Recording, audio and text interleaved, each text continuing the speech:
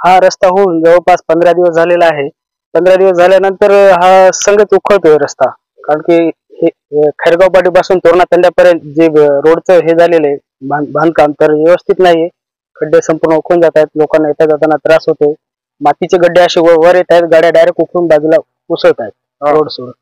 काय अपघात पण झाला? अपघात झाला नाही, पण माझी स्वतःची गाडी आहे ना रोड सोडून बाहेर गेली होती. ती जवळपास 10-15 वर्ष नंतर झालेलं आहे. हा तोरणा तांडा ते खैरगाव पाटी 2.5 किलोमीटरचा रस्ता आहे. या रस्त्यासाठी जवळपास 1,47 लाखाचा निधी आलाय, परंतु या रस्त्याचे काम अत्यंत निकृष्ट दर्जाचे झालेले आहे.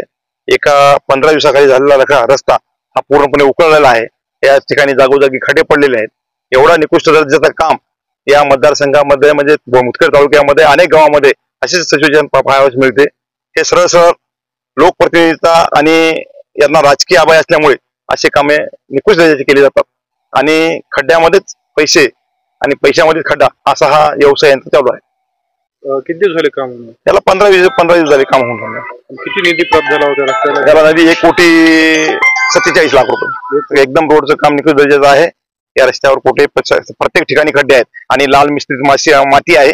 माती पण हा रस्ता केलेला आहे. बांधकाम पण गेला पाहिजे या ठिकाणी. बिलकुल संबंधित अभियंता संबंधित गुत्तेदार यांना काळ्या यादीमध्ये टाकून संबंधित कारवाई मोठ्या प्रमाणात कारवाई होणे आवश्यक आहे. या रस्त्याचे काम गणेश एंटरप्राइजेसच्या वतीने करण्यात आलेलं आहे. सदर काम हे निकृष्ट दर्जाचं आहे. या रस्त्याच्या कामाची क्वालिटी कंट्रोलच्या माध्यमातून चौकशी करून त्यांच्यावर कारवाई तर झालीच पाहिजे, परंतु हा फुकावट रस्ता पुन्हा त्या गुत्तेदाराने त्वरित करून द्यावा, जेणेकरून या तांडावासियांचे वस्तीतील लोकांचे हाल होणार नाहीत. आणि शासनाला माझी विनंती आहे की अशा बोगसगिरी करणाऱ्या जेवढे कॉन्ट्रॅक्टर जिल्ह्यामध्ये आहेत त्यांना काळ्या यादीमध्ये टाकून यांना याच्यामधून बाद करावं, जेणेकरून रस्त्याचा दर्जा सुधारेल. दर्जाहीन रस्त्याची कामे होणार नाहीत. याच्यामध्ये राजकीय लोकप्रतिनिधी लक्ष घालण्याची गरज आहे.